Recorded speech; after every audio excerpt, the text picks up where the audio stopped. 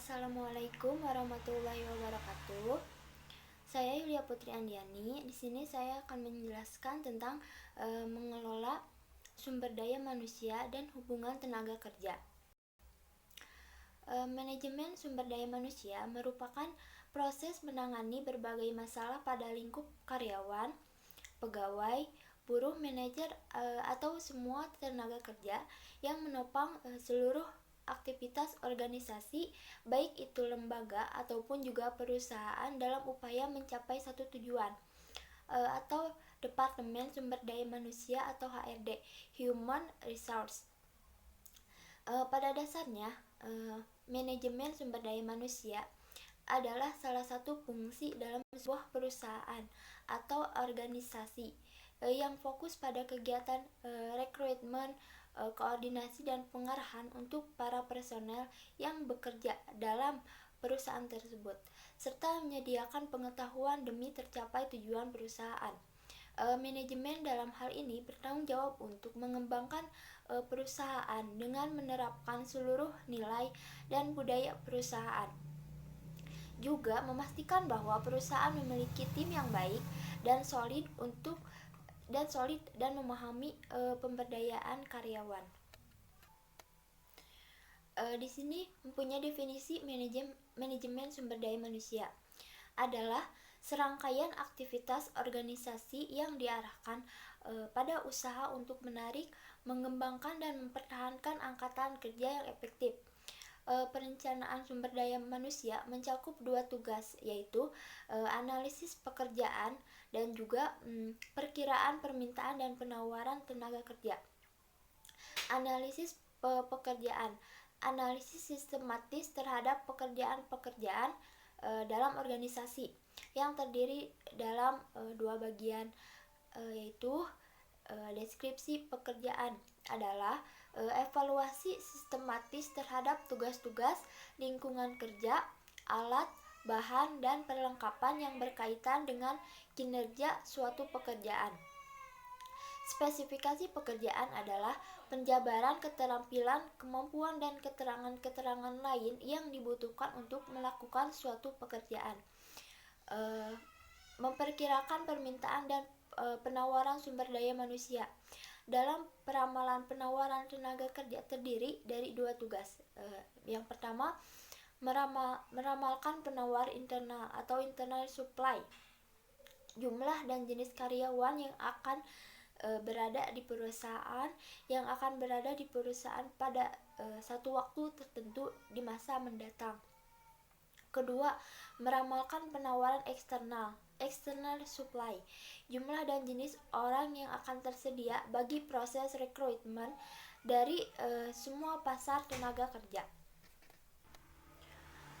Penyusunan staf sebuah organisasi berarti merekrut dan mempekerjakan paduan orang yang tepat. Perekrutan merupakan proses untuk menarik orang-orang yang memenuhi syarat dalam melamar lowongan kerja. Perekrutan internal berarti mempertimbangkan karyawan yang ada sebagai calon kebijakan yang membantu membangun semangat kerja dan menjaga karyawan bermutu tinggi.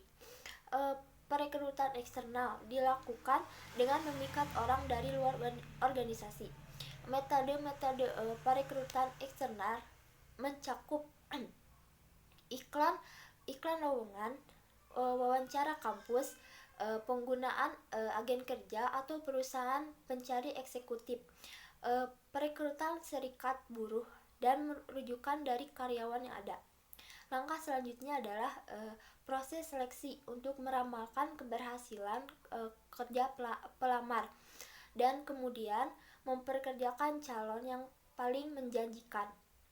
Menggambarkan komponen-komponen utama sistem kompensasi dan menggambarkan beberapa isu hukum yang tercakup dalam perekrutan, kompensasi dan pengelolaan pekerja di tempat kerja dewasa ini. Dewasa ini kebanyakan karyawan juga mengharapkan tunjangan tertentu dari pemberi kerja mereka. Faktor utama yang dapat digunakan untuk mempertahankan pekerja terampil adalah dengan sistem kompensasi, penetapan imbalan yang diberikan organisasi kepada individu sebagai balai jasa atas kesediaan mereka untuk melakukan berbagai pekerjaan dan tugas dalam organisasi. Kompensasi yang biasanya diterapkan adalah upah dan gaji. Upah adalah kompensasi dalam bentuk uang yang dibayarkan berdasar jumlah waktu yang digunakan untuk bekerja. Sedangkan gaji adalah kompensasi dalam bentuk uang yang dibayarkan karena seseorang melaksanakan tanggung jawab pekerjaan. Selain itu, ada juga sistem lain yang dapat digunakan untuk memotivasi karyawan, yaitu program insentif. Program insentif adalah program upah yang khusus dirancang untuk memotivasi kinerja yang tinggi. Tunjangan kompensasi selain upah dan gaji terdiri atas presentasi besar di kebanyakan anggaran kompensasi. Undang-undang menuntut kebanyakan perusahaan untuk memberikan tunjangan pensiun sebagai jaminan sosial dan asuransi kompensasi pekerja atau asuransi keselamatan kerja. Kebanyakan perusahaan menyediakan asuransi kesehatan jiwa cacat. Rencana pensiun membayar pensiun kepada para pekerja ketika mereka pensiun. Banyak perusahaan bereksperimen atau mengelola dana pensiun sendiri dengan rencana pemotongan biaya seperti Cafeteria Benefit Plan, di mana jumlah uang tunjangan tertentu per karyawan disisihkan sehingga setiap karyawan dapat memilih dari berbagai alternatif. Salah satu bidang pengaturan sumber daya manusia adalah kesetaraan kesempatan kerja, peraturan untuk melindungi orang dari diskriminasi yang tidak adil atau tidak tepat di tempat kerja.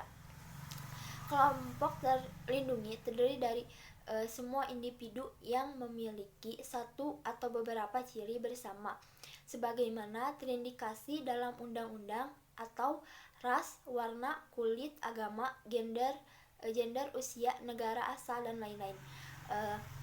Bisnis semacam itu harus mengajukan satu rencana tindakan afirmatif, satu pernyataan tertulis tentang bagaimana bisnis itu bermaksud merekrut, mempekerjakan, dan mengembangkan para anggota dari kelas yang dilindungi. Sumber daya manusia merupakan aset bagi organisasi maupun perusahaan, maka peliharaan dan perawatan dengan melindunginya menggunakan payung hukum ketenaga kerjaan bertujuan untuk memberikan kepastian masa depan bagi sumber kerja. Dari mana penawaran kebutuhan sumber daya manusia dan pada perusahaan berbagi sifat dasar karakter sumber daya manusia disebut sebagai angkatan kerja mempunyai dasar perilaku yang beragam. Setiap organisasi perusahaan dengan berbagai macam bidang usaha kualifikasi sumber daya manusia itu beragam, membahas keanekaragaman angkatan kerja dan hubungan kerja, membahas keanekaragaman angkatan kerja, manajemen pekerja berilmu, dan penggunaan pekerja paruh waktu sebagai perubahan penting di tempat kerja masa kini. Keanekaragaman angkatan kerja merujuk pada kisaran sikap, kisaran nilai, dan perilaku pekerja yang berbeda berdasarkan gender, ras, usia, etnis, kemampuan fisik, dan karakteristik relevan lainnya. Karyawan yang menambah nilai karena apa yang mereka ketahui biasanya disebut pekerja berilmu dan mengelolanya secara cermat membantu menentukan keberhasilan perusahaan di masa mendatang. Pekerja paruh waktu mencakup karyawan kontrak independen, pekerja panggilan, pekerja sementara, pekerja sewaan atau kontrak, dan pekerja paruh waktu. Mereka mengerjakan pekerjaan lain dari yang dikerjakan karyawan tetap atau pernah waktu dalam organisasi. Menjelaskan alasan para pekerja membentuk organisasi serikat buruh dan menggambarkan proses tawar-menawar kolektif. Serikat buruh adalah kelompok individu yang bekerja bersama untuk mencapai tujuan-tujuan tertentu. atau upah yang lebih tinggi, pekerjaan yang lebih aman, dan lain-lain. Relasi tenaga kerja menggambarkan proses kesepakatan dengan karyawan yang mewakili oleh serikat buruh. Proses tawar-menawar kolektif mulai ketika serikat buruh diakui sebagai perunding bagi para anggotanya. Siklus tawar-menawar dimulai ketika pemimpin serikat buruh bertemu untuk menyepakati kontrak. Kebuntuan terjadi bila manajemen dan tenaga kerja gagal menyepakati suatu kontrak. Taktik yang biasanya dilakukan adalah pemogokan yang terjadi bila untuk sementara karyawan tidak bekerja dan menolak untuk bekerja. Tantangan-tantangan baru di lingkungan kerja yang terus berubah.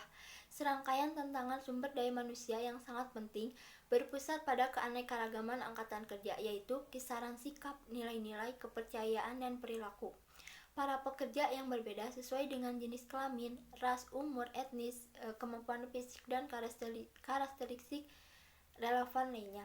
Di masa lalu, organisasi cenderung berusaha menyeragamkan angkatan kerja mereka, berusaha menjadikan setiap orang berpikir dan perilaku serupa, tetapi sebagian karena hasil usaha tindakan afirmatif, banyak organisasi sekarang membentuk angkatan kerja yang lebih beragam, meliputi lebih banyak kaum wanita, kaum etnis, minoritas, dan karyawan yang dilahirkan di luar negeri dibandingkan masa-masa sebelumnya.